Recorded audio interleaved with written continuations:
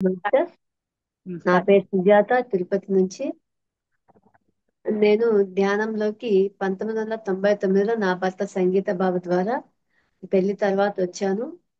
ధ్యాన జగత్ ఛానల్ సుధాకర్ గారు మాకు పరిచయస్తులు పత్రిజీ ధ్యానం ద్వారా. కాబట్టి ఈ సందర్భంగా పత్రి గారికి, నాకింతటి జ్ఞానాన్ని ఇచ్చినటువంటి మన బ్రహ్మశ్రీ సుభాష్ పత్రి గారికి, స్వర్ణమాల మేడం గారికి, అలాగే సుధాకర్ గారికి కూడా ధన్యవాదాలు తెలియజేసుకుంటున్నాను నాకు ఈ అవకాశం ఇచ్చినందుకు. మేము తిరుపతిలో ఉంటాము. ధ్యానము, స్వాధ్యాయము, సజ్జన సాంగత్యం అంటారు గురువు గారు. ఆ ఆ మాటలు మేము పాటిస్తూ ధ్యానం చేస్తూ స్వాధ్యాయం చేస్తూ ఆ 10 మందికి ధ్యాన ప్రచారం చేస్తూ ఉంటాం తిరుపతి చుట్టుపక్కల ప్రాంతాల్లో కూడాను. నేను మొట్టమొదట ధ్యానం అంటే గురువుగా చెప్తారు కదా, ధ్యానం ద్వారా మాత్రమే ఏదైనా సాధించవచ్చు అనేసి. ధ్యానంలోకి వచ్చిన తర్వాత మొట్టమొదట నేను పొందిన అనుభవం ఏంటంటే ప్రశాంతత. ధ్యానంలో మాత్రమే అది సాధ్యపడుతుంది అనేసి, అంటే నమ్మకం. మొట్టమొదట మాస్టర్ 1 minute.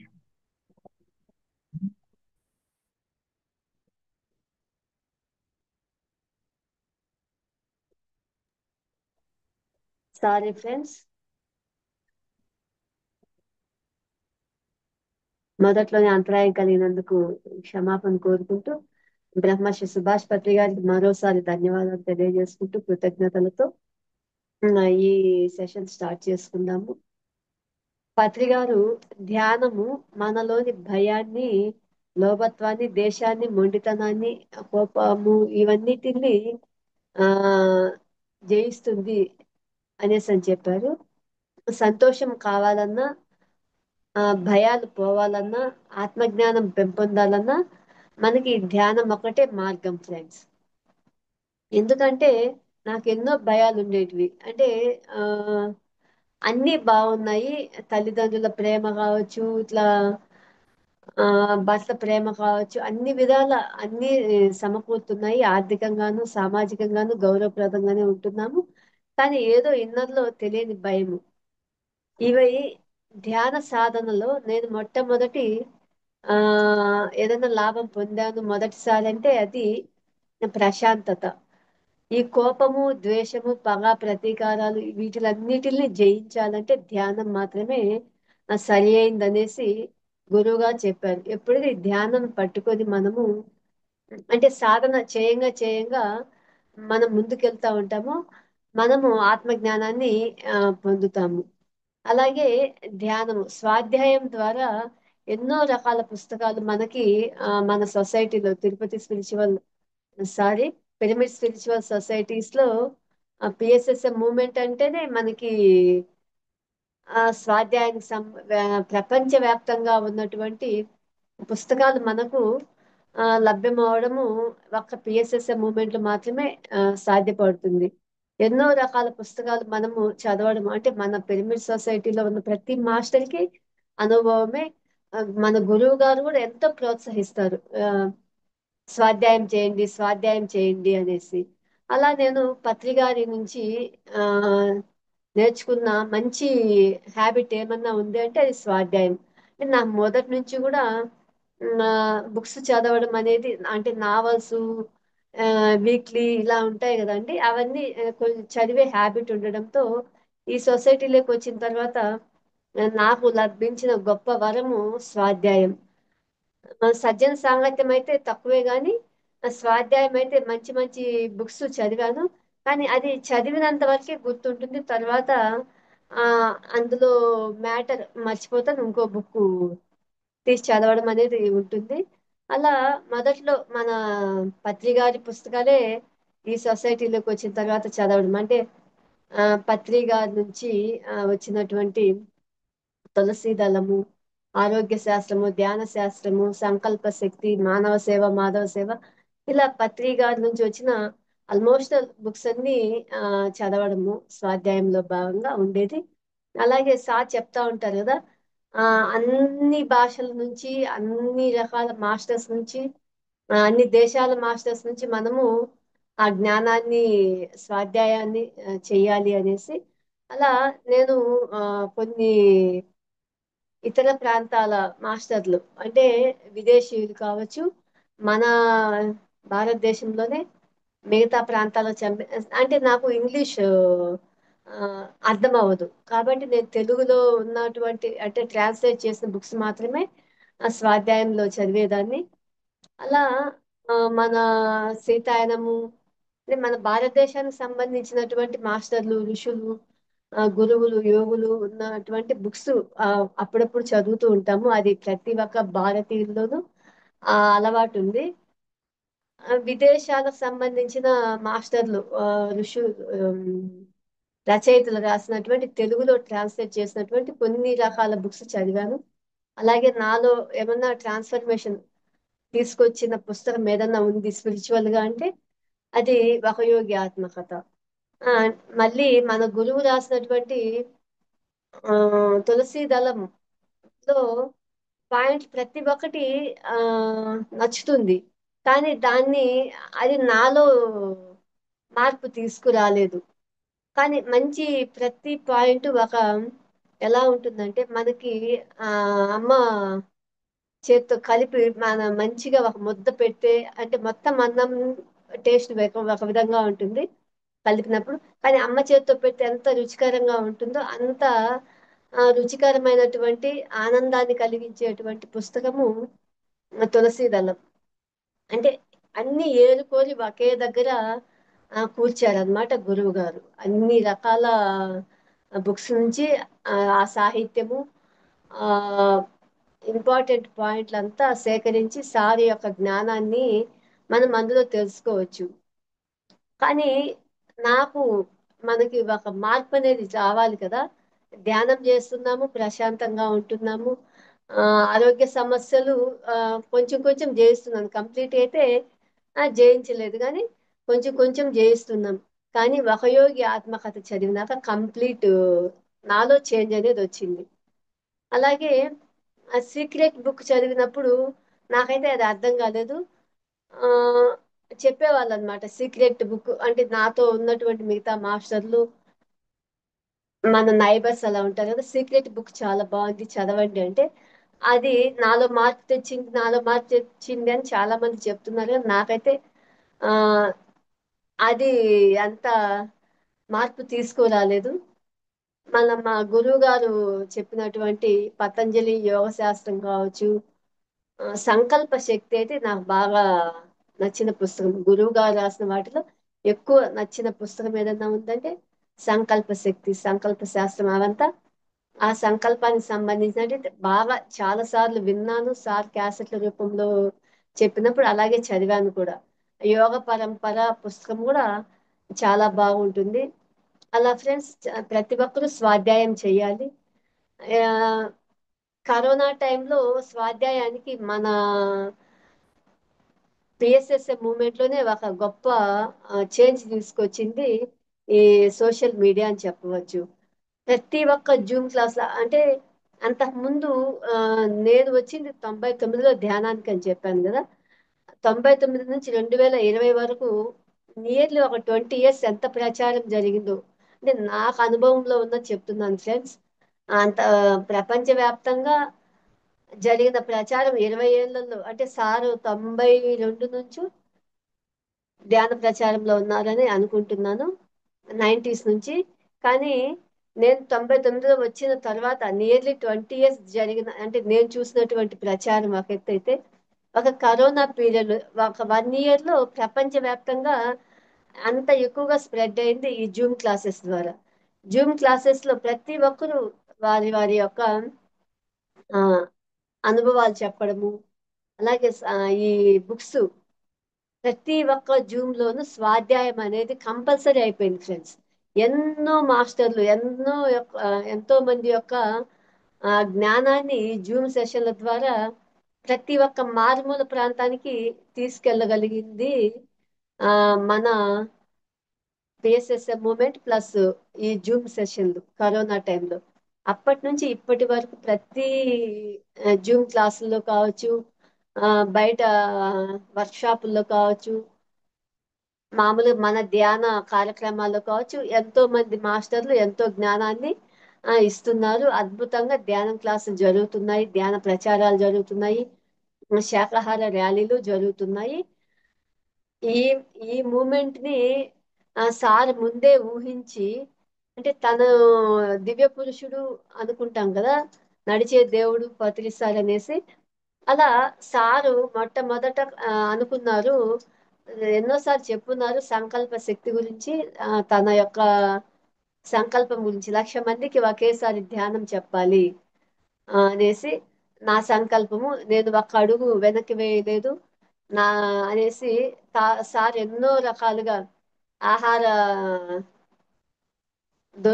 ఆహారం దొరికినా దొరకకపోయినా ఆ, సరైన టయానికి అన్ని వసతులు, అంటే నిద్ర ఆహారాలు లేకపోయినా సమయానికి సారు ఎన్నో దూర ఎంతో దూరం ప్రయాణించి ప్రతి ఒక్క మారుమూల ప్రాంతంలోకి కూడా వెళ్ళి ఒక్కరికి అయినా సరే ధ్యానం క్లాస్ చెప్పి వచ్చేవారని మన సీనియర్ మాస్టర్స్ చెప్తే వింటూ ఉంటాము. అలా సారు ఒక్కరి కోసం ఎంతో దూరం ప్రయాణించి చెప్పిన సందర్భాలు అనేకము. అందులో మేము కూడా 1, 2 సార్లు చూసాము ప్రత్యక్షంగా. కొన్ని ప్రాంతాల్లో సారు మారుమూల గ్రామాలకు కూడా వెళ్ళి ఎలా పిరమిడ్లు ఓపెన్ చేయడము అవంతా కూడా చూసాము. అలా ఉన్న పత్రి సార్ 1,00,000 మందికి ధ్యానం చెప్పాలి అనేసి, అంటే ఒక్క మనిషి కోసం మారుమూలకు వెళ్ళి ఆ మనిషికి ధ్యానం చెప్పి వచ్చిన సారు 1,00,000 మందికి చెప్పగలను అన్న ఒక సంకల్పం, దృఢమైన సంకల్పం పెట్టుకొని అలా చెప్పారు కూడా. 2012లో ఆ కడతాల్లో ధ్యాన మహాయజ్ఞంలో ధ్యాన మహోత్సవాలు, మొదట్లో ధ్యాన యజ్ఞాలు, ధ్యాన మహోత్సవాలు ఇలా ఉండేవి ఫ్రెండ్స్. నేను ధ్యాన యజ్ఞము అనేది పార్టిసిపేట్ చేయలేదు, కానీ ధ్యాన మహోత్సవాలు తిరుపతిలో 2003లో జరిగాయి. అప్పటి నుంచి ప్రతి ఒక్క ధ్యాన మహాయజ్ఞానికి, ధ్యాన మహోత్సవాలకి ఆ పార్టిసిపేట్ చేయడం జరిగింది. అలా గురువు గారు ఎంతో మందికి మార్గదర్శకులుగా నిలిచారు ధ్యాన ప్రచారంలో. అలాగే 1,00,000 మంది సమక్షంలో ధ్యానం చెప్పాలన్నారు, ధ్యానం చెప్పారు. ప్రతి ఒక్క పిరమిడ్ మాస్టర్ నా వారసులే అని చెప్పారు. ఆ వారసత్వాన్ని పురస్కరించుకుని ప్రతి ఒక్కరు కూడా మన స్పిరిచువల్ సొసైటీలో ఎన్నో కార్యక్రమాలు చేస్తా ఉన్నారు. అంటే ధ్యానం ఇట్లా జూమ్ క్లాసెస్ లో చెప్పడం కావచ్చు, ప్రచారం బయట వెళ్ళి ఈ ఇంటింటా ధ్యానాల్లో కావచ్చు, శాకాహార ర్యాలీలో కావచ్చు, అద్భుతమైన ప్రచారం ఇప్పుడు జరుగుతా ఉంది. అంటే ఆ పత్రిజీ యొక్క సంకల్పంలో భాగమే. ఇక ఫ్రెండ్స్, బుక్స్ స్వాధ్యాయంలో సీతాయనం పుస్తకము చాలా అద్భుతంగా ఉంటుంది. అలాగే మా సంకల్ప సారీ ఆత్మశక్తి, ఇట్లా సేత్ బుక్స్ కానీ చాలా బాగుంటాయి, ప్రతి ఒక్కరూ చదవాలి. నాకు ఆమ్, ఈ ప్రాణశక్తి అనే పుస్తకంలో అది ఎక్కడ లభిస్తుంది, ప్రాణశక్తిని అత్యధికంగా ఎలా స్వీకరిస్తాం మనము అనే పాయింట్ లో, మనము ధ్యానంలో కూర్చున్నప్పుడు మనము శ్వాస మీద ధ్యాస, మనసును శూన్యంగా చేసుకొని శ్వాస మీద ధ్యాస పెట్టుకొని ధ్యాన స్థితిలో ఉన్నప్పుడు మన శరీరంలోకి ఈ ప్రాణశక్తి అనేది ప్రసరిస్తుంది. ప్రసరించినప్పుడు మన శరీరంలో ఉన్నటువంటి నాడీ మండల వ్యవస్థ శుద్ధి జరిగి అక్కడ ఉన్నటువంటి అనారోగ్య సమస్యలంతా తొలగిపోయి సంపూర్ణ ఆరోగ్యంగా తయారవుతామని ప్రతి ఒక్కరికి తెలుసు. కానీ ఈ ప్రాణశక్తి ప్రవాహానికి అడ్డంకులు ఎలా మనకి ఉంటాయి, ఎలా మనం దానిని స్వీకరించవచ్చు, ఎక్కడ అత్యధికంగా దొరుకుతుంది, అవంతా కూడా ఆ పుస్తకంలో చాలా అద్భుతంగా ఉంది. ఆ ప్రాణశక్తి ప్రవాహాలకి ఆ అడ్డంకులు అనేటివి మన కర్మలు బ్లాక్స్ అనుకుంటాం కదా, అవే కాకుండా మన మనము స్వీకరించేటప్పుడు ఆలోచనలు కూడా ఆ ప్రాణశక్తి స్వీకరణకు అడ్డంకిగా ఉంటాయని తెలుసుకుంటాము. ఇలా చాలా బాగుంది ఆ బుక్ అయితే, ప్రాణశక్తి గురించి. అలాగే సీతాయనం పుస్తకం కూడా చాలా బాగుంటుంది. ఆ సీతారాములను గురించి మనం సినిమాల్లో చూసిన విధానం వేరు, ఆ పుస్తకం చదివిన తర్వాత మనకు కలిగే భావం వేరు. సినిమాల్లో చూపించినటువంటి రామాయణానికి కంప్లీట్ వ్యతిరేకంగా ఉంటుంది సీతాయనం పుస్తకం. అక్కడ రాముడికి ఇష్టం లేకుండా అడవుల్లో వదిలేయడం అనేది మనం సినిమాల్లో చూస్తుంటాము. కానీ సీత యొక్క తన సంకల్పం, నేను ఆ అంటే ఆమెకి చిన్నప్పటి నుంచి ప్రకృతిలో ఉండడం అన్నా, ఆ, సంవత్సరాల బిడ్డగా ఉన్నప్పుడే ఆమె వాళ్ళ తండ్రి అంటే జనక మహారాజు కూడా చాలా గొప్ప ధ్యాని యోగి కదా. ఆయన తన వాళ్ళ పాపని చిన్న వయసు నుంచే కూడా తనతో పాటు తీసుకెళ్లడము, ప్రకృతిలో గడిపించడము, ఆమెని ఆ ప్రకృతి ప్రాంతాలకి చక్కగా అలవాటు చేశారు.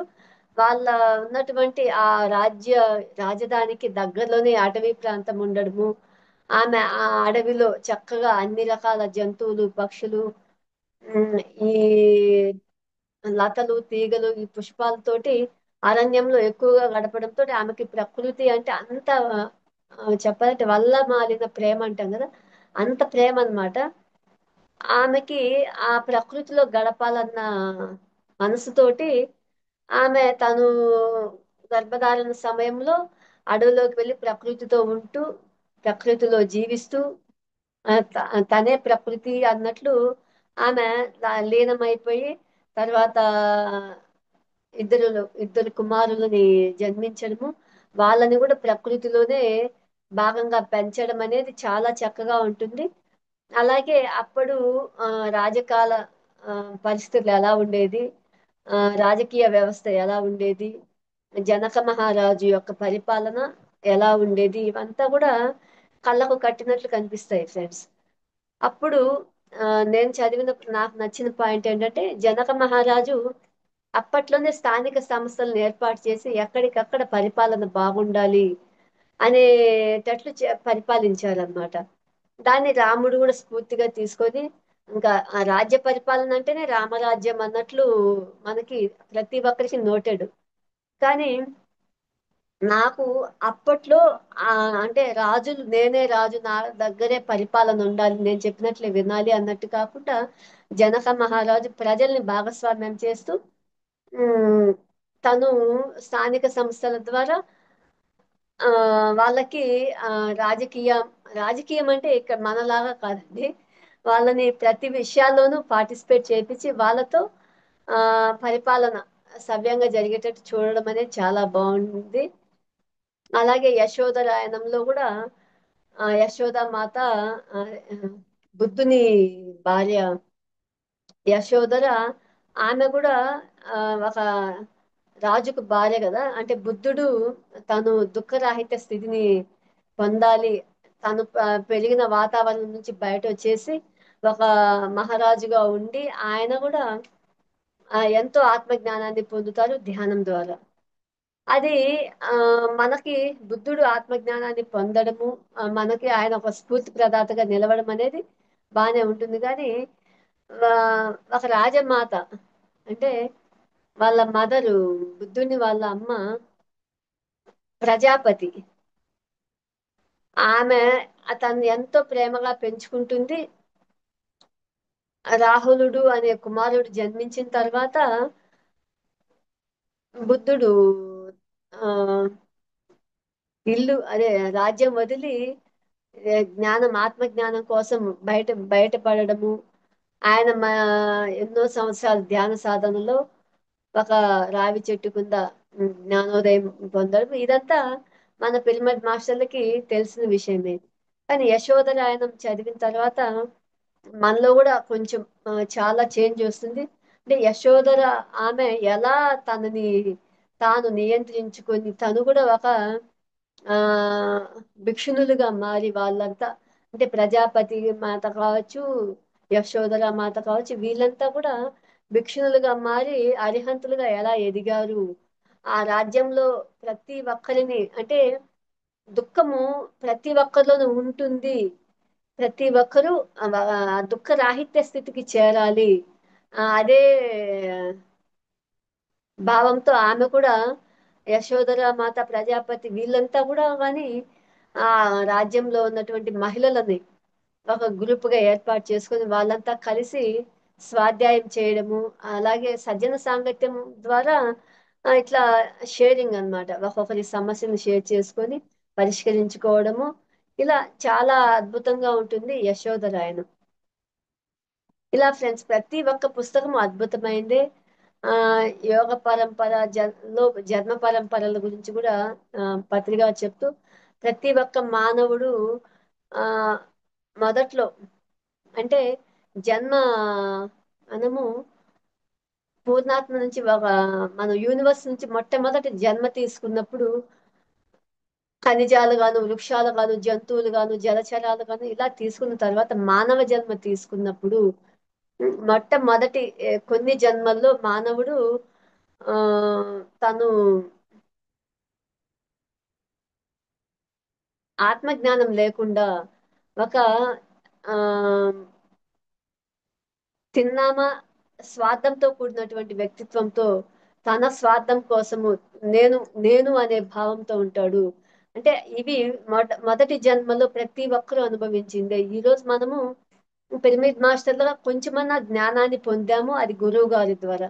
కానీ మనము కూడా మొదటి ఆ, జన్మల్లో ఈ ఆత్మ తీసుకున్నటువంటి మొదటి జన్మ పరంపరలో ఎంతో కోపావేశాలతోని మరియు ఆ ఈ ప్రేమ రాహిత్యంతో ద్వేషంతో పగ ప్రతీకారాలతో కొన్ని జన్మలు ఈ విధంగా గడిపేస్తాము అనేసి చెప్పారనమాట. నా నేను నాది నేను తిన్నానా, నేను పడుకున్నానా, నేను సంపాదించుకున్నానా, నా కోసం ఖర్చు పెట్టుకున్నానా అన్నట్లు మొదటి జన్మల్లో ప్రతి ఒక్క ఆత్మ ఉంటుంది. కొంచెం కొంచెం ఆ ఆత్మ పురోభివృద్ధి చెందే కొద్దీ మళ్ళీ కొన్ని రోజుల తర్వాత ఒక 50 జన్మల తర్వాత ఆ నేను అనే భావం నుంచి నా కుటుంబము నా పిల్లలు వీళ్ళకు కూడా నేను అంతో కొంత సేవ చేయాలి, వాళ్ళ కోసం కూడా సమయం కేటాయించాలి, వాళ్ళ కోసం కూడా సంపాదించి పెట్టాలి అనేది కొంచెం ఆ ఒక 50 జన్మల తర్వాత జరుగుతుంది అని మన గురువు గారు తెలియజేస్తున్నారు అనమాట. అలా కొన్ని జన్మల తర్వాత నేను నా కుటుంబము అనే భావమే కాకుండా నా సమాజము నా చుట్టుపక్కల వాళ్ళు నైబర్స్ బాగుండాలి, ఆ, నా వీధిలో ప్రజలకు బాగా సేవ చేయాలి, నా సమాజంలో అంటే నా ఊరు నా ఇదే కాకుండా కొంచెం ఆ పక్క ఊరు పక్క ప్రాంతము వీటి మీద మనసును కేటాయించి ఆ మనిషి ఆ అంటే మనిషి ఆ జన్మలో కొంచెం చేంజ్ వస్తుంది అనేసి తెలియజెప్పారు గురువు గారు. అంటే మొదటి కొన్ని 50 జన్మలు అంటే ఒక పీరియడ్ ప్రకారం చెప్తున్నాను. మొదటి 50 జన్మల్లో నేను నాది అన్నట్లుంటారు. తర్వాత కుటుంబం కోసము కొంచెం చేంజ్ అనేది వస్తుంది తర్వాత జన్మలో. ఆ తర్వాత జన్మలో నా సమాజంకి ఏమన్నా చెయ్యాలి అనే భావంతో ఉంటాము. ఆ తర్వాత జన్మల్లో ఆ ఆ భావం కూడా ఇంకా బాగా స్ప్రెడ్ అయ్యి ఆ అంటే గుర్తింపు కోసం అంటే ఇప్పుడు నేను చేసే పనికి ఒక గుర్తింపు కావాలి అన్నట్లు ఇప్పుడు రాజకీయ నాయకులు కావచ్చు, వాళ్ళు సేవ చేస్తున్నారు కానీ వాళ్ళు కొంచెం కీర్తి ప్రతిష్టలతో నిలబడాలి, నేను చేసే పనికి ఒక గుర్తింపు కావాలి అన్న తత్వంతో ఉంటారు కదా. నేనున్న ఆ పొజిషన్ లో అలాగే భావిస్తాను. ఆ స్థితి నుంచి దాట దాటుతారు నెక్స్ట్ కొన్ని జన్మల తర్వాత అనేసి తెలియజేస్తూ గుర్తింపు లేకుండా నేను నా ద్వారా జరుగుతా ఉంది ఈ కార్యక్రమము, నా ద్వారా నడిపిస్తా ఉంది యూనివర్స్ అన్నట్లు కొన్ని జన్మల్లో చివరికి ఏమి ఆశించకుండా చివరి జన్మల్లో మనలాగా ధ్యాన ప్రచారం ఉచితంగా చేయడము, ఆ ఉచితంగా ఏదన్నా అన్నదానము ఇట్లా సేవా కార్యక్రమాల్లో ఉండడము ఇలా జరుగుతుంది. చివరి దశల్లో మనము ధ్యానం చేస్తూ మన ధ్యాన శక్తిని కూడా సమాజం కోసం వినియోగిస్తాము. ఋషులు సత్పురుషులు యోగులు వీళ్ళ స్థితికి చివరి జన్మల్లో వస్తాయి అనేసి తెలుసుకున్నాను ఫ్రెండ్స్ ఆ బుక్ చదవడం ద్వారా. నేను చాలా అద్భుతమైన పుస్తకము. ఎందుకంటే ఆ మనం అనుకుంటాం కదా నేను నాది అనే స్థితి నుంచి ఆ ఈ ధ్యానంలో మనం ఉన్నాం. ప్రతి పిరమిడ్ మాస్టర్ కూడా ఆ ఒక గాడ్ తో సమానం. సార్ ప్రొనౌన్సియేషన్ లోనే ఫస్ట్ లో అదే వచ్చేది మొదట్లో. My dear friends, my dear masters, my dear God's అనేసి. ఆ గాడ్స్ ప్రతి ఒక్కరిని సారు ఒక గాడ్ లాగే, దైవంగానే భావిస్తారు. ఆ ఆ స్థితిలో మనము ఉన్నామా, మనం ఆ స్థితిలో సేవ చేస్తున్నామా అనే దీంట్లో ఉండాలి. నేనైతే మొదట్లో ఆ గాడ్ అనే పదానికి సరైన నిర్వచనంని వెతుక్కోలేకపోయాను. ఇప్పుడైతే మా గురువు గారు ఎంత గొప్పవాళ్ళు కదా, ప్రతి ఒక్కరిని దైవం లాగా భావిస్తారు అనేసి తెలుసుకున్నాను. అంటే ప్రతి జీవిని, అంటే మన మానవులనే కాదండి, ప్రతి మొక్కని సార్ హగ్ చేసుకోవడం చూసాము. దాన్ని ఎంత ప్రేమగా చూసుకుంటారో తెలుసుకున్నాము. ప్రతి జీవి చివరి శ్వాస వరకు హ్యాపీగా ఉండాలని, అహింస యొక్క ప్రాముఖ్యతని, శాకాహారం యొక్క విశిష్టతని తెలియజేస్తున్నారు మన గురువు గారు. అలాగే సంకల్ప శక్తి. ఈ యోగ పరంపర అనే పుస్తకంలో నేను చివర్లో తెలుసుకుందంటే, అంటే ఈ త్రిగుణాలను దాటిన తర్వాత ప్రతి ఒక్కరూ నిస్వార్థమైన సేవతత్వంలో ఉండి ధ్యాన ప్రచారాలు పాల్గొని ధ్యానాన్ని, మెయిన్ ఈ శాకాహారాన్ని ప్రతి ఒక్క ప్రాంతానికి, ప్రతి ఒక్క గడపకి, ప్రపంచంలో ఉన్న ప్రతి ఒక్క, అంటే అన్ని దేశాల్లోనూ అన్ని భాషల్లోనూ ప్రతి ఒక్కరికి ఈ శాకాహారం యొక్క విశిష్టత తెలియాలి అని చెప్పారనమాట. శాకాహారం అంటే ఎందుకు అంత సార్కి పిచ్చా, ఎవరెవరు ఇష్టం వచ్చిన ఆహారం వాళ్ళు తీసుకుంటారు కదా అని మొదట్లో అనుకునేదాన్ని. కానీ శాకాహారం తీసుకున్న తర్వాత మాత్రమే మనిషి సాత్వికంగా ఉంటారు, సత్వగుణంతో కలిగి ఉంటారు. అప్పుడు మాత్రమే ఆ మంచి చెడు విచక్షణ కలిగి ఉంటారు అనేసి నాకు అర్థమైంది. నేను కూడా మంచిగా మాంసాహారాన్ని స్వీకరించాను, రకరకాల జంతు మాంసాలను తిన్నాను. నాకు ధ్యానంలోకి వచ్చిన తర్వాత సంవత్సరం పట్టిందండి ఇది శాకాహారిగా మారడానికి. నేను ధ్యానంలో అప్పుడు ఇంత చక్కగా వివరించి చెప్పేవాళ్ళు కాదు శాకాహారం యొక్క విశిష్టతని. ఎందుకంటే ధ్యానం చేస్తే మొదట్లో చాలు, ఆటోమేటిక్ గా ఆ ధ్యాన ప్రభావంతో శాకాహారులుగా మారుతారు అనే ఉద్దేశంతో కావచ్చు, లేదంటే ధ్యానానికి వచ్చే వాళ్ళే తక్కువ, దానికి తోడు శాకాహారం యొక్క విశిష్టతను బలవంతంగా దిద్దితే ఆ వచ్చిన వాళ్ళు కూడా వెనక్కిపోతారనే భావంతో కావచ్చు, ఇంత విస్తృతంగా శాకాహారం యొక్క ప్రాముఖ్యతనైతే ఆ మాకంత బోధించలేదు. నీ ఇష్టం తింటే తిను అని చెప్పారు మా వాళ్ళు కూడా. నాకు ధ్యానం చేసి మొదట చెప్పాను కదా, మొదట ప్రశాంతతనైతే ధ్యానంలోనే నేను సాధించాను. ఆ నాకై నాకే అనిపించింది, ఒక ఫంక్షన్ కి వెళ్ళుంటే వాళ్ళ ఇంట్లో మొత్తం ఆ రోజు నాన్ వెజ్ ఐటమ్సే తినేసి, అంటే నా నేను వెజిటేరియన్ గానే అప్పటికే ఉన్నాను. మధ్య మధ్యలో ఇట్లా అకేషన్ గా వెళ్ళినప్పుడు వాళ్ళు పెడితే ఏం కాదులే తినే అంటే తినదు. అదే చివరి అనమాట. 1 ఇయర్, 2000 లో మానేశాను. 99 లో ధ్యానం లేకొచ్చా, 2000 లో 1 ఇయర్ పట్టింది మానడానికి. కంప్లీట్ గా అప్పటి నుంచి ఇప్పటికి వరకు మేము ఏదన్నా మాంసాహారంతో కూడినటువంటి ఫంక్షన్లు జరిగినా కూడా అటెండ్ అవ్వము. అలాగే సండేస్ ఆల్మోస్ట్ ఆల్ ఆ, ఏ ఇండ్లకు వెళ్ళడానికి ప్రయత్నాలు అయితే చెయ్యము. ఎందుకంటే వాళ్ళు మాంసం వండుంటారేమో అనేసి అట్లా కూడా మేము మానుకుంటా ఉంటాము. ఇంకా జాతరలో అంటే మాకు ఈ ప్రాంతంలో జాతర అనేది చాలా చక్కగా చేస్తారు. ఆ టైంలో అయితే ఎక్కువ జంతు బలి జరుగుతుంది. ఆ కార్యక్రమాలకి కంప్లీట్ గా అవాయిడ్ చేసేసి మేము మా కుటుంబం మొత్తం శాకాహారము. నా భర్త, మాకు ఒక బాబు, వాళ్ళు, నా భర్త ఆల్రెడీ ధ్యాన ప్రచారంలో నిమగ్నమై ఉంటారు. కాబట్టి ఆ శాకాహార కుటుంబము చక్కగా అందరం ముగ్గురము కూడా ధ్యానంలో ఉంటాము, ధ్యాన ప్రచారంలో ఉంటాము. ఇక సంకల్ప శక్తి గురించి ఆ పుస్తకం చదివినప్పుడు నాకైతే మనం అంటే ఇట్లా సంకల్పాలు కూడా పెట్టుకోవచ్చా అన్న భావము నాకు అది చదివిన తర్వాతే అర్థమైంది. అంటే ఏదన్నా ఒక పెట్టుకున్నప్పుడు గట్టిగా ఆ, చెప్తారు కదా పత్రి గారు, పట్టు పట్టరాదు పట్టు విడవరాదు అనేసి. అలా ఒక సంకల్పానికి ఒక శక్తిని ఎలా జోడించాలి, దానికి వికల్పం పెట్టుకుంటే ఎలా వెనక్కి వచ్చేస్తాము, సంకల్పం యొక్క బలం ఎలా ఉంటుంది, ఒక్క అడుగు ముందుకు వెయ్యి, నీ సంకల్ప శక్తి నిన్ను ముందుకు తీసుకెళ్తుంది. ఒక్కసారి వికల్పంగా ఆ, ఆలోచించావనుకుంటే 10 అడుగులు వెనక్కి వచ్చేస్తావు. ఇలా ఎంత బాగుంటుందో ఆ పుస్తకం చదివితే. ప్రతి ఒక్కరూ చదవండి, చాలా బాగుంటుంది.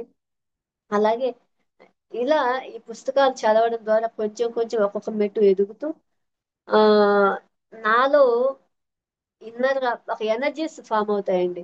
అంటే ప్రతి ఒక్కరిలో ఉంటాయి అనుకుంటాను, కానీ ఆ బుక్ చదివినప్పుడు, ఆ మాస్టర్ కి కనెక్ట్ అయినప్పుడు, ఆ రచయితకి మనము కనెక్ట్ అయినప్పుడు మన లోపల నుంచి ఆ ఎట్లుంటుందంటే ప్రతి అణువు ఒక పులకరింతలాగా, ఒక వేయి బల్బుల వెలుగు ఎలా ఉంటుందో అంత ప్రతి సెల్లో నుంచి అంత ఎనర్జీస్ మన బాడీ లోపల నుంచి నాకు కలుగుతాయి.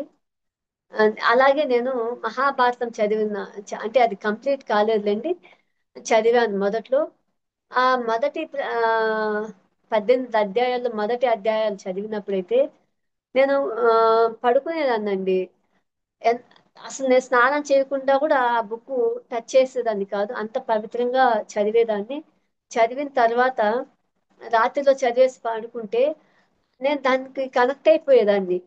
ఆ అడవి ప్రాంతంలో ఆ ఋషుల మధ్యలో తిరిగినట్లు, ఆ జంతువుల మధ్యలో తిరిగినట్లు, ఆ అసలు ఎంత ఎనర్జీస్ అంటే, నేను ఒకసారి మా వారు లేట్ గా వచ్చారు. నేను డోర్ తట్టున్న కీ బెల్ వేస్తా ఉన్నారు, కానీ నేను లేలేదన్నమాట. అంటే నేను అక్కడ కనెక్ట్ అయిపోయినాను. ఆ అడవిలో, ఆ ఋషుల మధ్యలో, ఆ జంతువుల మధ్యలో, ఆ సెలయేళ్లలో ఇలా కంప్లీట్ గా లీనమైపోయినాను. ఆ అలా ఉంటుందన్నమాట. నేను ఒక పుస్తకం చదివి మా బంధువులు కానీ, రిలేటివ్స్, మా అత్తగారు కూడా అంటా ఉంటారు, బుక్ ఎత్తుకుంటే మళ్ళీ పక్కన ఏం జరుగుతా ఉందో కూడా పట్టించుకోదు అనేసి. అంతగా లీనమైపోయి చదువుతాను పుస్తకాన్ని. అంటే నచ్చితే, నచ్చకపోతే అలా కొన్ని పుస్తకాలు కూడా నేను 2 పుస్తకాలు కొని ఆ చదవని అట్లే పక్కన పెట్టిన ఉన్నాయి. కాబట్టి అంటే మనకి ఎందుకు అలా అని కూడా క్వశ్చన్ చేసుకున్నాను. ఆ ఫ్రీక్వెన్సీకి, ఇప్పుడు ఒక రచయిత ఫ్రీక్వెన్సీకి ఆ కనెక్ట్ కాకపోతే మనము చదవలేము. ఆ బుక్ చదివినా కూడా మనకి ఎక్కదన్నమాట. మనము ఆ ఫ్రీక్వెన్సీ కనెక్ట్ అవ్వాలంటే, ఆ మాస్టర్ తో కనెక్ట్ అవ్వాలంటే కాసేపు ధ్యానం చేసి వాళ్ళ యొక్క పర్మిషన్ తీసుకొని, నేను ఈ బుక్ నుంచి మీ జ్ఞానాన్ని స్వీకరించాలనుకుంటున్నాను, కాబట్టి ఆ అని పర్మిషన్ తీసుకొని కానీ చదివితే చాలా బాగా వర్కౌట్ అవుతుంది. అంటే మనము ఆ సబ్జెక్ట్ అనేది ఒక ఆ ఫుల్ మీల్స్ అనుకుంటే, నా capacity half meals, plate meals capacity ఉన్న నేను ఆ ఫుల్ మీల్స్ ని స్వీకరించి నేను తట్టుకోలేను అనమాట. కాబట్టి ఆ యొక్క ఫ్రీక్వెన్సీకి కనెక్ట్ అవ్వాలంటే, ఆ ఫుల్ మీల్స్ ని మనం ఎంజాయ్ చేయాలంటే మనము వాళ్ళ పర్మిషన్ తీసుకోవాలి. కాసేపు ధ్యాన శక్తిని ఆ, ధ్యానం చేసి ఆ ధ్యాన శక్తిని పెంపొందించుకొని అప్పుడు మాత్రమే మనము దానికి కనెక్ట్ అవుతాము, ఆ జ్ఞానాన్ని స్వీకరిస్తాము. ఆ జ్ఞానం యొక్క ప్రతిఫలాన్ని కూడా మనము పొందుతామన్నమాట. కాబట్టి ఆ విధంగా నేను నక్షత్ర మిత్రులు పుస్తకం మొదట్లో, చాలా మంది మాస్టర్స్ ఇప్పటికి కూడా చెప్తా ఉంటారు, నక్షత్ర మిత్రులు చదవకపోతే ఆ, మీరు ధ్యానం చేసిన వృధా అని చెప్పారనమాట. సరే అనేసి నేను తీసుకున్నాను. తీసుకొని అది ఆ, కొన్ని పేజెస్ కూడా 10 పేజెస్ చదవడానికి 10 డేస్ పడుతుంది. కానీ ఏ మాత్రం నాకు ఆ ఎక్కట్లేదు, అర్థం కావట్లేదు. సరే అనేసి పక్కన పెట్టేశాను. వేరే ఇంటికి ఎవరన్నా, ఇంకో విషయం ఏంటంటే, ఎవరైనా పుస్తకాలు కావాలి మేము చదువుతామని చెప్తే నాకు ఇచ్చే అలవాటు ఉంది. అలా ఇచ్చేసాను. నక్షత్రం ఎలాగో నేను చదవట్లేదు కదా, కొనేసి ఇక్కడ పెట్టుకోవడం వృధా కదా అన్నట్లు ఇచ్చేసాను. తర్వాత ఇలా చెప్పారనమాట. వేరే మా ఇంటికి, చాలా మంది మాస్టర్స్ వస్తూ ఉంటారు. వాళ్ళల్లో ఒక అతను, మేడం మీరు ఆ నక్షత్ర మిత్రులు చదవాల్సిందే, చాలా మంచి పుస్తకము. ఒక పిరమిడ్ మాస్టర్ గా ఉండి నక్షత్ర మిత్రులు చదవకపోతే చాలా వేస్ట్ మేడం అన్నట్లు. అంటే సరేలేని మళ్ళీ తెచ్చుకున్నాను నక్షత్ర మిత్రులు. తర్వాత ధ్యానం చేశాను. ధ్యానం చేసి కూడా చదువుదామనేసి అది ఓపెన్ చేశానండి. నీట్ గా ఒక రోజైతే అది నిద్ర వస్తుంది నాకు ఆ బుక్ ఓపెన్ చేసిన వెంటనే. అంటే కొద్ది పేజీలు తిరిగేస్తా ఉంటేనే ఇంట్రెస్ట్ ఉండదు, ఆవలింతలో చేస్తుంది. అందుకనేసి ఫ్రెష్ గా స్నానం చేసి ఉదయాన్నే కూర్చున్నా ఈ బుక్ ఎట్లయినా కనీసం కొన్ని పేజెస్ అన్నా కంప్లీట్ చేద్దాము అనేసి. అది కుదర కుదరలేదు. మళ్ళీ తర్వాత ధ్యానం చేసి మాస్టర్స్ నేను దీని యొక్క నాలెడ్జ్ తీసుకోవాలనుకుంటున్నాను అన్నట్లు ధ్యానం చేసి చదివితే ఇప్పుడు కూడా నాకైతే కంప్లీట్ నాలెడ్జ్ అయితే దాని నుంచి రాలేదు అనేసి నేను అనుకుంటున్నాను. ఆ కాబట్టి మాస్టర్స్ మీరు ఎవరైనా ఒక బుక్ చదవాలి అంటే ఫస్ట్ ధ్యానం చేయండి, ఆ ఫ్రీక్వెన్సీకి కనెక్ట్ అవ్వండి. ఆ రాసిన రచయిత, ఆ మాస్టర్ యొక్క నాలెడ్జ్ కి మన ధ్యాన శక్తిని కనెక్ట్ చేసుకొని ధ్యానం చేసి స్వీకరించండి, చాలా బాగా అర్థమవుతుంది. అలాగే నేను రీసెంట్ గా ఆ, ఒక బుక్ చదువుతున్నాను. అది ఈ ఛానల్లో కూడా నేను ఫ్యూచర్ లో చెప్దామని అనుకుంటున్నాను, విత్ పర్మిషన్ వాళ్ళ ఛానల్ వాళ్ళ యొక్క పర్మిషన్ తీసుకొని. అదేమంటే రహస్య భారతంలో నా ఆధ్యాత్మిక అన్వేషణ. పాల్ బ్రంటన్ అనేది ఆయన పెన్ నేము. ఆ, చాలా చక్కగా ఉంది. ఆయన లండన్ కు చెందినటువంటి వ్యక్తి. అతనికి ఈ భారతదేశము అనే పదము, హిందుస్థాన్ అనే పదము వినపడితేనే ఒకలాంటి వైబ్రేషన్. మనము ఎట్లా అంటే మనకి ఇక్కడ కామన్ యోగులు, ఋషులు, ఆ ఇట్లా సన్యాసులు వీళ్ళనంతా చూడడం అనేది కామన్. కానీ ఆ లండన్ కు చెందిన వ్యక్తి ఇక్కడి మన భారతదేశంలో ఉన్నటువంటి యోగులు, ఋషుల గురించి తెలుసుకోవాలి. ఇక్కడ ఈ ఏమంటే పునర్జన్మ సిద్ధాంతం గురించి మనం బాగా నమ్ముతాం కదా, అక్కడ వాళ్ళకి అవన్నీ తెలియవంట. ఆ, ఇట్లాంటి సిద్ధాంతం ఒకటి ఉందని, ఈ పునర్జన్మని అసలు నమ్మరు వాళ్ళు. అటువంటి వ్యక్తి మన హిందుస్థాన్, భారతదేశం అనే మాటని ఆ ఆయనకు ఒకలాంటి వైబ్రేషన్ వస్తుందంట ఆ పేరు వింటాను చిన్నప్పటి నుంచే. అసలు ఆయన చెప్తాడు, ఈ మ్యాప్ లో భారతదేశము అనే కనిపిస్తే చాలు ఆయనకు ఒక ఎనర్జీ వస్తుందంట. దాన్ని ఎట్లయినా సరే సందర్శించాలని స్టూడెంట్ గా ఉన్నప్పుడే, చిన్నప్పుడే తను వాళ్ళ ఫ్రెండ్ ఇద్దరు కలిసి ఏదో ఒక షిప్ ఎక్కేద్దాము, భారతదేశాన్ని తీసుకెళ్లే ఒక షిప్ ఎక్కేసి భారతదేశానికి వెళ్ళిపోదాము అన్న దీంట్లో అంత తపన ఉన్నటువంటి వ్యక్తి. మళ్ళీ ఒక వయసు వచ్చిన తర్వాత తన యొక్క మామూలు రోజువారీ కార్యక్రమాలు, వాళ్ళ వాళ్ళ పనుల్లో బిజీ అయ్యి మిస్ అవ్వడము, తిరిగి మళ్ళీ మన భారతదేశానికి సంబంధించినటువంటి ఒక వ్యక్తి కలవడము, ఆయన ద్వారా మళ్ళీ పునర్జన్మ ఈ వీటి గురించి తెలుసుకోవడము, భారతదేశానికి ఎలాగైనా వెళ్ళాలి అన్న తపనతో భారతదేశంలో మొదట బొంబాయికి రావడము. ఇక్కడ ఆ చాలా మంది ఋషులని, నేను ఇక్కడ ఉన్నటువంటి ఫకీర్లని, దొంగ సన్యాసులని, యోగుల్ని, వీళ్ళందరినీ చూసి ఆయన ఇన్స్పైర్ అయ్యి రాసిన పుస్తకం చాలా బాగుంది. ఆ నేను తప్పనిసరిగా ఈ ఛానల్లో ఇంకొక రోజు క్లాస్ లో నేను చెప్తాను దాని గురించి డీటెయిల్ గా. చాలా అద్భుతమైన పుస్తకం, మీకు దొరికితే తప్పకుండా చదవండి. ఆ భారతదేశంలో నా ఆధ్యాత్మిక అన్వేషణలో బయట ఉంది. ఆయన పేరు వచ్చి రాఫెల్ హార్ట్స్. పేరు వచ్చి అదే పెన్ నేమ్ వచ్చి పాల్ బ్రంటన్. చాలా బాగుంది. ఆయన అన్ని ప్రాంతాల్లో తిరిగి తిరిగి అంటే ఈశాన్య భారతంలో, ఆ బొంబాయిలో అంతా తిరిగి అంతమంది, చాలా మంది యొక్క అంటే చెప్పడానికి సన్యాసుల్ని కలిశాడు, ఫకీలని కలిశాడు, దొంగ సన్యాసుల్ని కలిశాడు, ఆ మన మామూలు మాంత్రికులని, ఇట్లా అందరినీ కలిసి చివరికి దక్షిణ భారతదేశంలోని ఆ తిరువన్నామలై రమణ మహర్షి ఆశ్రమంలో తను జ్ఞానోదయం పొందారు.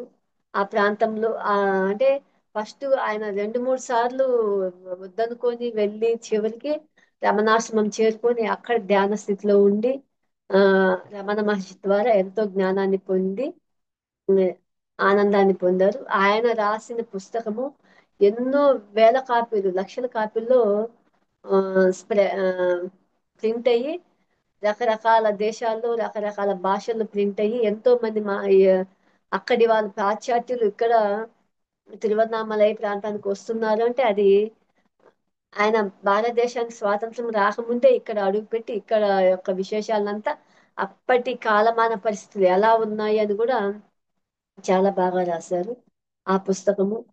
ఇక మాస్టర్స్, ఆ, మీకేమన్నా డౌట్లు ఉంటే అడగండి, లేదంటే మళ్ళీ కంటిన్యూ చేస్తాను మన గురువు గారి యొక్క ఆ జ్ఞానాన్ని ఇంకొంచెం చెప్తాను. ఈ ధ్యానం గురించి చెప్పాను కదా. ధ్యానం మనలోని భయాన్ని, లోపత్వాన్ని, మొండితనాన్ని, ద్వేషాన్ని తొలగించి మనల్ని సరికొత్త వ్యక్తిగా, ఒక సరికొత్త చైతన్యంగా ప్రకాశింపచేస్తుంది. మనము అంటే మామూలుగా అసహ్యంగా అస్వస్థులుగా తయారు చేసే విపరీత వ్యతిరేక ధోరణులను వినాశనం పొందిస్తుంది ఈ ధ్యానం. ధ్యానము వేరెవ్వరు మరెప్పుడు మనల్ని బ్రహ్మల్లో ముంచెత్తలేనంత ఉన్నతంగా తీర్చిదిద్దుతున్నట్ట. కాబట్టి ధ్యానం అనేది నిజంగా ప్రేమతత్వము అనేది మన మనలో నుంచి ఆ, పెంపొందించి 10 మందికి ఆ ప్రేమను పంచే ఏకైక మార్గం ఏదన్నా ఉందంటే అది ధ్యానం మాత్రమే.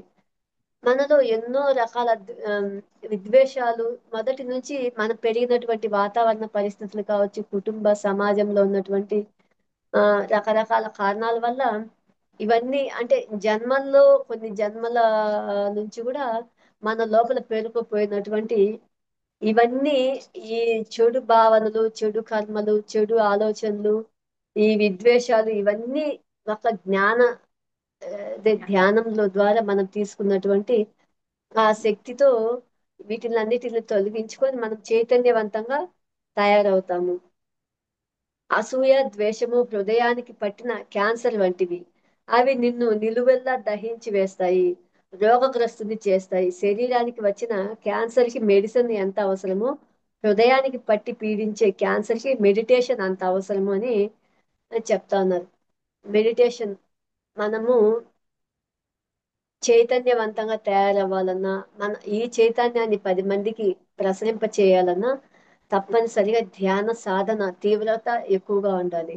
ఎంత తీవ్రమైన ధ్యాన సాధన చేస్తామో అంటే నేను కూడా ఒక 20 years ధ్యానం చేస్తున్నాను, కానీ చాలా తక్కువ స్థితిలో ఆ సాధన చేసేదాన్ని, తక్కువ స్థాయిలో సాధన చేసేదాన్ని. గురువు గారిని ఎన్నోసార్లు కలిసాము, సార్ యొక్క జ్ఞానాన్ని ఎంతో స్వీకరించాము. కానీ ప్రాక్టీ ప్రాక్టీస్ అనేది లేకపోతే, సాధన అనేది లేకపోతే ఆ, ఎంత వెనకబడి ఉంటామో నేను ఆ, తెలుసుకున్నానండి. కాబట్టి ప్రతి ఒక్కరు సాధన ఎంత సాధన చేస్తే అంత గొప్పగా తయారవుతారు, గొప్ప యోగులుగా, ఋషులుగా, ధ్యానులుగా, ఆత్మజ్ఞానులుగా తయారవుతారు. మనమంతా మానవ జీవిత అనుభవాలను పొందడానికి ఆ దివి నుండి ఈ భూమికి దిగి వచ్చిన దేవుళ్ళం. మన పని అంతా కూడా ధ్యాన ప్రచారం ద్వారా మరింత మంది దేవులను వారి వారి స్వస్థితికి ఎరుకపరచడమే. మనము అంటే ఈ పిరమిడ్ మాస్టర్ల గురించి ఎన్నోసార్లు చెప్పున్నారు సార్. ప్రతి ఒక్క పిరమిడ్ మాస్టర్ వాళ్ళకి తెలిసినంత అంటే నువ్వు నిన్న ధ్యానం లేకొచ్చావు కదా, ఈ 24 గంటల్లో నువ్వు ఎంత నేర్చుకున్నావో అంత ఇంకొకరికి పంచు. అంటే ప్రతి నిత్యము ధ్యాన ప్రచారంలో ఉండాలి అనేసి తెలియజేస్తా ఉంటారు. ఏ తెలిస్తే ఏ చెప్పు, బి తెలిస్తే బి చెప్పు. నిన్న నేను ఇంత కొత్తగా వచ్చాను అంటావు కదా, ఈ 24 గంటలు తెలుసుకున్న జ్ఞానం ఇంకొకరికి తెలియజేయి.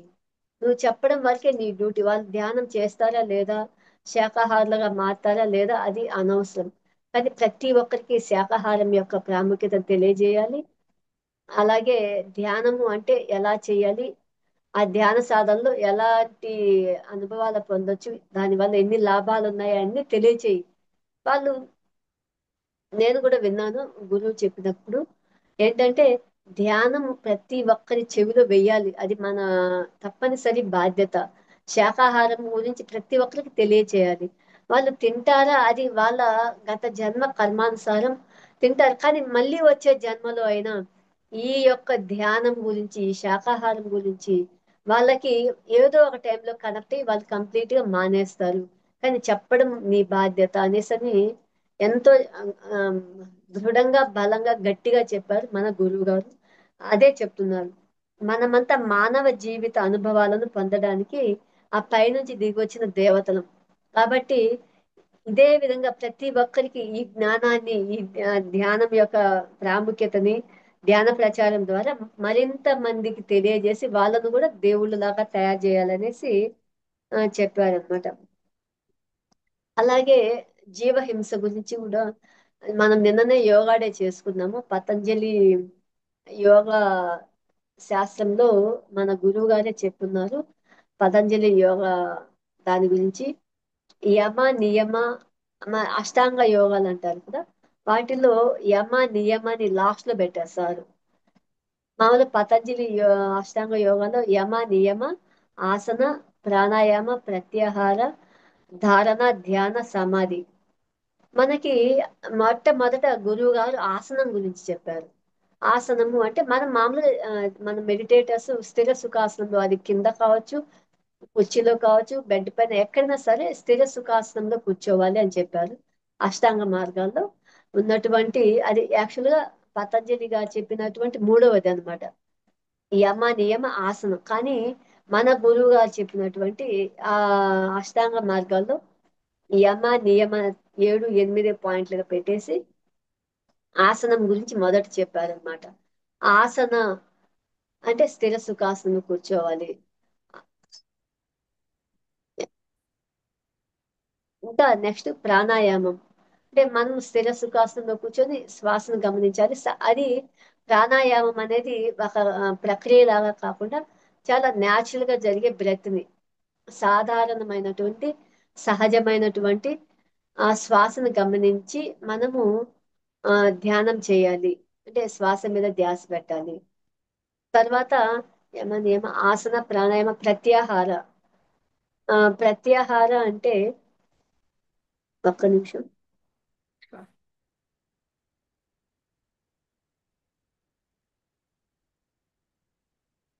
ఒకే చోట ఫోకస్ చేయడం. ఇంకా ధారణ అంటే ఏకాగ్రత అన్నమాట. మనకు ధ్యానం గురించి తెలుసు. ఇంకా సమాధి స్థితి అంటే ఎన్లైటన్మెంట్ పొందడము. ఇంకా యమము నియమం అనేది ఆటోమేటిక్ గా ఈ ఎవరైతే ఈ ప్రాణాయామ ప్రత్యాహార ధారణ సమాధి స్థితిలో ఉంటారో వాళ్ళకందరికీ కూడా ఈ యమ నియమాలు అనేటివి ఆటోమేటిక్ గా వస్తాయి. యమము అంటే ఏమి చేయకూడదు అవి. అంటే అహింస, మనము హింసను వీడాలి, అసత్యం పలకకూడదు, ఇవన్నీ యమంలో వస్తాయి. నియమాలంటే మన సమాజంలో ఎలాంటివి పాటించాలి, అంటే పరిశుభ్రంగా ఉండాలి. అంటే మనం పరిశుభ్రంగా అంటే నేను శుభ్రంగా ఉండడం కాదు, అలాగే మన సమాజాన్ని శుభ్రంగా ఉంచుకోవాలి, మనసును శుభ్రంగా పెట్టుకోవాలి. ఇలా యమ నియమాలు అనేటివి ఎవరైతే మన ధ్యానం చేస్తూ ఉంటామో ఆ ప్రాణాయామ ప్రత్యాహార ధ్యాన ధారణ సమాధి స్థితిలో ఉన్నటువంటి వీళ్ళంతా ఆటోమేటిక్ గా యమ నియమాల స్థితిలోకి వచ్చేస్తారు అనేసి మన గురువు గారు చెప్పడం జరిగింది. అలా అక్కడ అహింస గురించి చెప్తూ ఆ మన సమాజంలో ఈ హింసా ప్రవృత్తి ఎక్కువగా ఉంటుంది. కాబట్టి ఒకవైపు మనిషిని మనిషి చంపితే దారుణమని ఆక్రోశిస్తాం. అంతే కదా, అది హత్య కింద వస్తుంది. ఒక మనిషి ఇంకొక మనిషిని చంపితే అది హత్య కింద వస్తుంది. అది చాలా దారుణం అనేసి ఆ మనం చెప్తా ఉంటాము. మరి జంతువుల్ని ఎలా చంపుతారు అనేసి క్వశ్చన్ చేస్తాను సార్.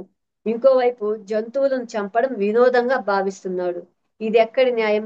ప్రాణం ఎవరిదైనా ప్రాణమే కదా. ఈ రోజు మనిషిలో కరుణా హృదయం లోపించడం వలనే అతడు విచక్షణను, మర్యాదను మరియు నాగరికతను కోల్పోతున్నాడు.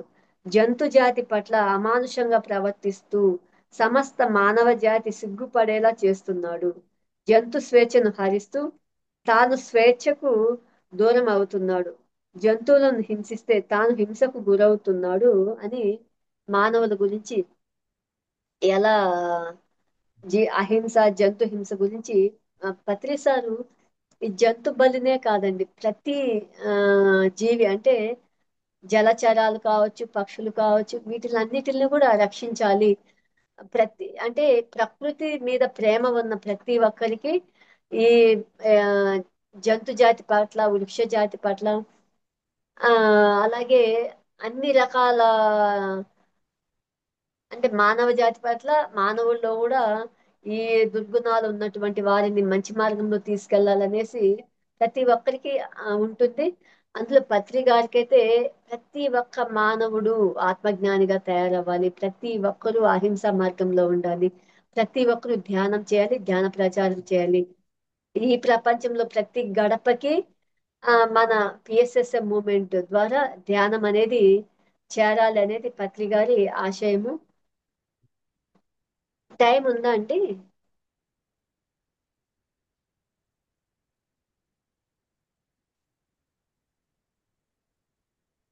ఓకే. చెప్పండి. కొంచెం మేడం. చెప్పండి కొంచెం. మాస్టర్స్ మీరేదన్నా ఆ, బుక్ చదివితే తెలియజేయండి. అలాగే కాసేపు ధ్యానం చేసుకుందాం. మేమైతే తిరుపతిలో ఉంటాము కాబట్టి తిరుపతిలో ప్రతి నెల మన 18 ఆదర్శ సూత్రాలు ధ్యానము, స్వాధ్యాయము, సజ్జన సాంగత్యము నిరంతరము ఉంటాము. అలాగే పౌర్ణమి ధ్యానము, పిరమిడ్ ధ్యానము, పిరమిడ్ యొక్క ప్రాముఖ్యతను వివరిస్తూ ఉంటాము. వీటిలన్నిటిని ఫాలో అవుతాము, మేము తెలియజేస్తా ఉంటాము. మీరు ఏదైనా డౌట్ ఉంటే అడగచ్చు. నమస్కారం అండి. ఈరోజు మీరు చాలా వాయిస్ వినపడట్లేదు మేడం, మ్యూట్ లో వినిపిస్తుంది. ఉన్నట్టున్నారు. మ్యూట్లో ఉందండి. ఆహా, ఆ ఆప్షన్ అన్మ్యూట్ ఆప్షన్ లేదండి. వినపట్టలేదండి. మేడం నా మాట వినిపిస్తుంది. ఆ, లతా మేడం మాట్లాడండి. వినబడుతుందా నాది? మీది వినిపిస్తుంది. Okay madam. Thank you madam, చాలా చక్కగా వివరించారు. అలాగే మన గురువు గారు మమాత్మ సర్వభూతాత్మ అన్నారు. ప్రతి ఒక్కరిలోనూ మంచిని చూడాలి అని చెప్తూ ఆ చెప్పారు. ఎవరు మనకు విరోధులు కాదు, శాశ్వత శత్రువులు కాదు, అభిమానులు కూడా కాదు. సమయ సందర్భాలను బట్టి విరోధులు మిత్రులుగా మారుతారు, మిత్రులు విరోధులుగా మారుతారు. కేవలం పరిస్థితులను ఆధారం చేసుకుని ఎవరితోనూ విరోధం పెంచుకోకూడదు. మమాత్మ సర్వభూతాత్మ, తాను ఏ ఆత్మస్వరూపుడుగా ఉన్నాడో అందరూ ఆ విధమైన ఆత్మస్వరూపులే అని తెలుసుకోవాలి. బుద్ధత్వ ప్రాప్తి పొందిన సిద్ధార్థుడు అందరితో మైత్రీ భావం కలిగి మైత్రేయ బుద్ధుడుగా ఉన్నాడు కదా, అదే విధంగా ప్రతి ఒక్కరితోనూ మిత్రత్వం కలిగి ప్రతి ఒక్కరూ ఇది మైత్రేయ బుద్ధులుగా తయారవ్వాలనేసి పత్రి గారి యొక్క భావము. అలాగే మనం శరీరం కాదు, ఆత్మ అని తెలుసుకోనంత వరకు మన గురించి మనకు ఏమీ తెలియదు. అలా మన గురించి మనకు ఏమీ తెలియకపోతే అంతటా దుఃఖమే నిండి ఉంటుంది. కనుక ధ్యానం చేసి మన గురించి మనం తెలుసుకుని సంతోషంగా జీవిద్దాము అని తెలియజెప్పున్నారు అన్నమాట. ప్రతిరోజు ధ్యానం తప్పనిసరి, 2 గంటలు తప్పకుండా ధ్యానం చేయాలని చెప్పారు. మంచిగా స్వాధ్యాయం, మంచి మంచి పుస్తకాలు చదవండి అని చెప్తా ఉంటారు. అసలు ఏ సొసైటీలోనూ ఏ గురువు ఇంతగా ప్రోత్సహించరండి. అంటే నేను చెప్పినదే జ్ఞానము అన్నట్లు ఉంటారు. నేను చెప్పిందే వినాలి అనేసరి చెప్పిన గురువులను మనం చూస్తుంటాం. కానీ ప్రతి ఒక్క మాస్టర్ యొక్క జ్ఞానము స్వీకరించండి, ప్రతి ఒక్కరి యొక్క అనుభవాలు వినండి, ప్రతి ఒక్క మాస్టర్ ఒక పుస్తకం రాయాలి అన్నట్లు మన గురువు గారు ప్రతి ఒక్కరికి తెలియజేస్తున్నారు. అలాగే ప్రతి ఒక్కరు ఆత్మజ్ఞానులుగా ఎదగాలి అని చెప్పారనమాట. ప్రతిరోజు 2 గంటలు ధ్యానము తప్పనిసరిగా చేయాలి, 1 గంట స్వాధ్యాయం చేయాలి అని చెప్పున్నారు.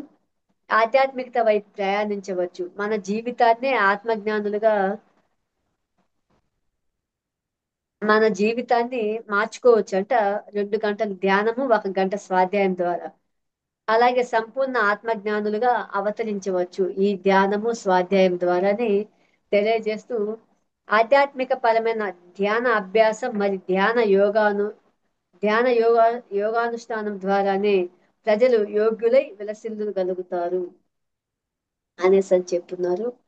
ఎంత మంచి జ్ఞానం అంటే అండి పత్రిజీ చాలా చిన్న చిన్న కొటేషన్స్ ప్రతి ఒక్కరికి, ఒక పండితుడికి అయినా పామరుడికైనా ఈజీగా అర్థమయ్యే విధానంలో చాలా చక్కగా చెప్పున్నారు మన గురువు గారు.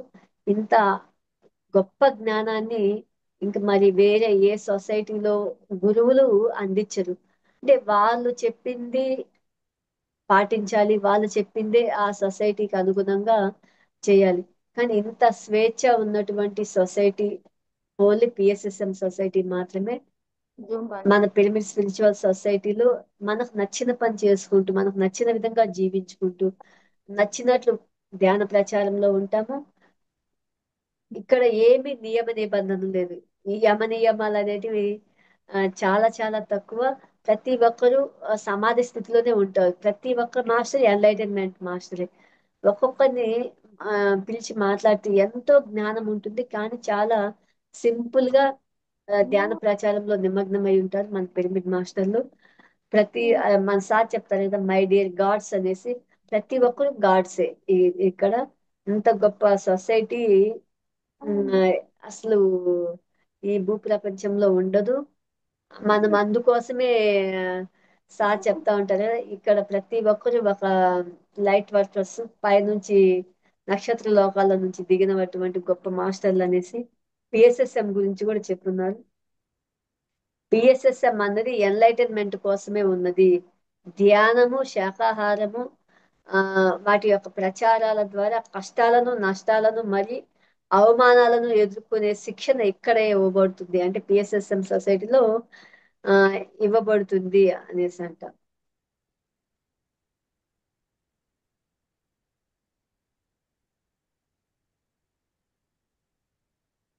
ఓకే ఫ్రెండ్స్, ఒక 2 నిమిషాలు ధ్యానం చేద్దాము.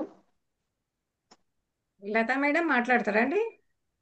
ఓకే మాస్టర్, కాసేపు లతా ధ్యానం చేద్దాం. మేడం లేదు. అమ్మా, చెప్పండి సార్. వినిపిస్తుందా? వినిపిస్తుంది, మాట్లాడండి మాస్టర్. వినిపిస్తుందండి. సుజాత మేడం ధన్యవాదాలు, చాలా చక్కగా వివరించారు ఆ మేడం ధ్యానంలో కూర్చున్నది. మేడం. ఆ మేడం ధ్యానంలో కూర్చున్నది. ఆమె మీరు చెప్పేది వినేటట్లేదు. Sujatha madam, hello. ధ్యానంలో ఉన్నట్టున్నారు కదా. మేడం ధ్యానంలో కూర్చున్నట్టున్నారు మాస్టర్. మీరు చెప్పేది ఆమె వినేలా లేరు. చెప్పండి ధ్యానం మాస్టర్ అంటున్నారు. ధ్యానంలో ఉన్నారండి తను.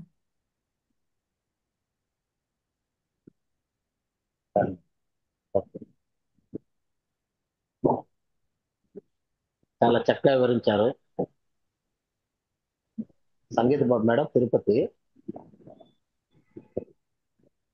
వినిపిస్తుందా? మీది వినిపిస్తుంది మాస్టర్. అయితే మరి ఆ మేడము వినబడం లేనట్టుంది. అంటే నేను పక్క రూమ్ లో పోయి చెప్తాను. మా మమ్మీ, మా మిస్సెస్.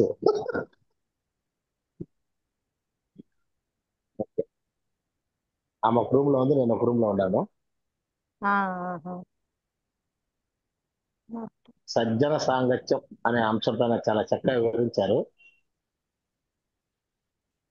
అదే మేడం, మాకు అందరూ మాట్లాడే ఛాన్స్ లేదు. ఆమె ధ్యానంలో కూర్చున్నది. అందరూ వాళ్ళు ఓపెన్ చెప్తున్నారు కదా అట్లా. నేను చెప్తాను. పత్రి సారు లాస్ట్ అవర్ లో ఒకటే ఒకటి చెప్పారు, సజ్జన సాంగత్యంతో పాటు సేవ అనే అంశం పైన.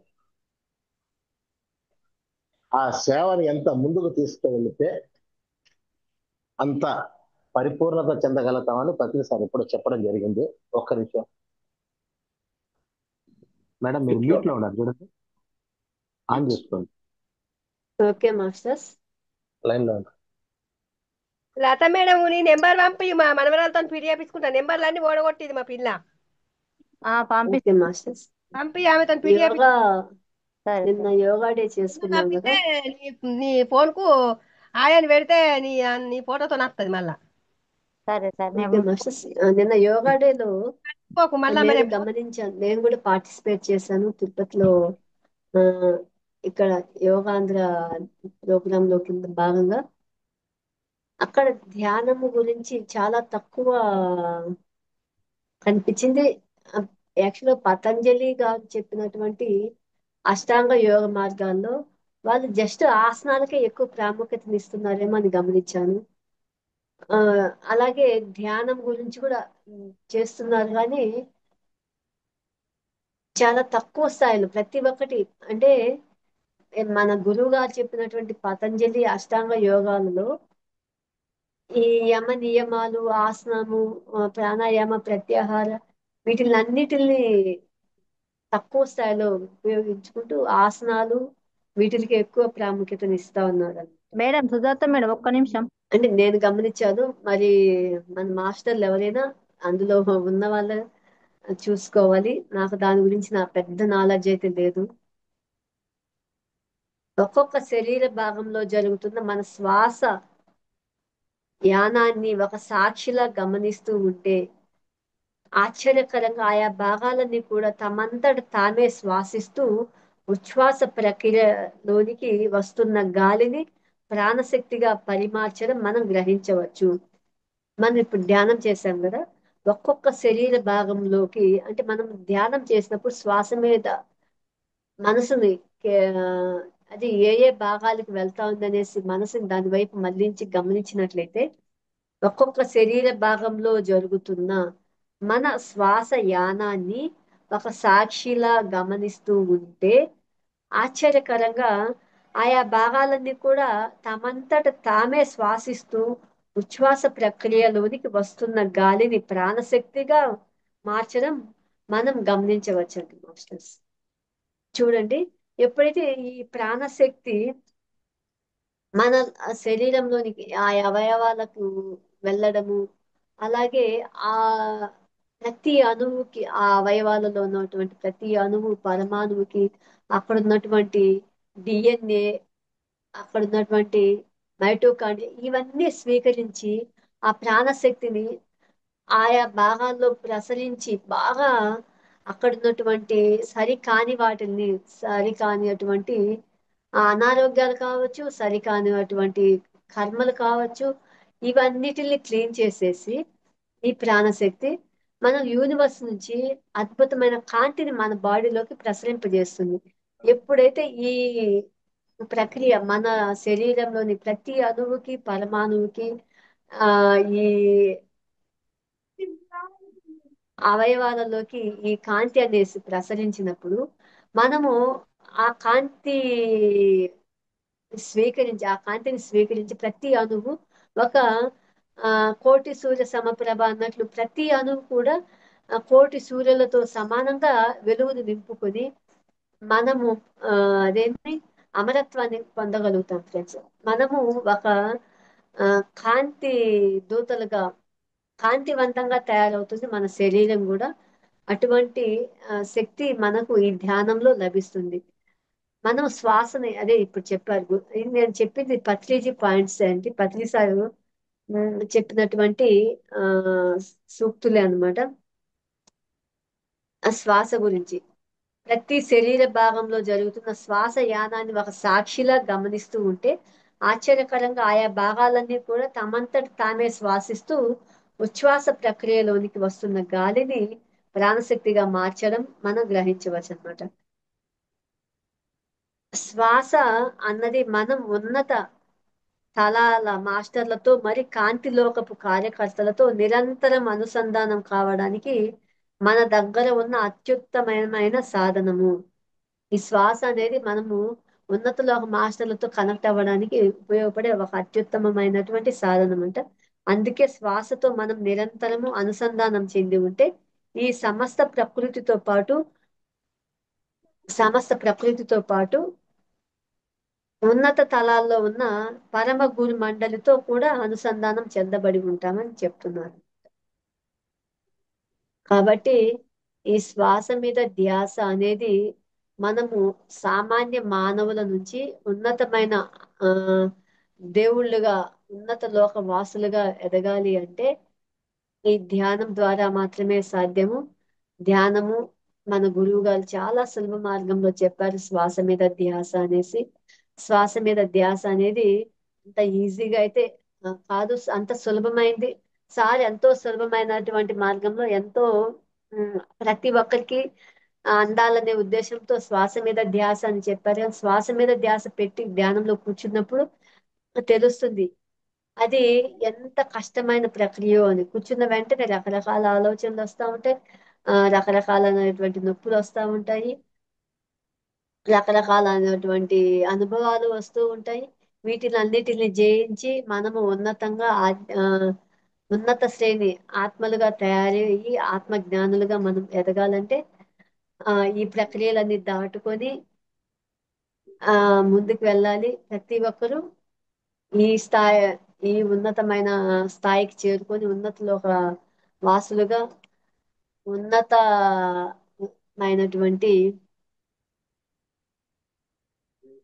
ఉన్నతమైనటువంటి ఆత్మలుగా ఎదగాలని భావిస్తున్నాను ఫ్రెండ్స్. ఏమైనా తప్పులుంటే క్షమించండి. మాస్టర్స్ ఇప్పుడు మేడం మేడం ఉన్నారా? వినిపిస్తుందా అండి? లతా మేడం లెఫ్ట్ అయినట్టున్నారండి. వినిపిస్తుందా మేడం నేను మాట్లాడింది? మేడం వినిపిస్తోందా? మేడం టైం ఉందా? మ్యూట్ లో ఉన్నట్టున్నారు.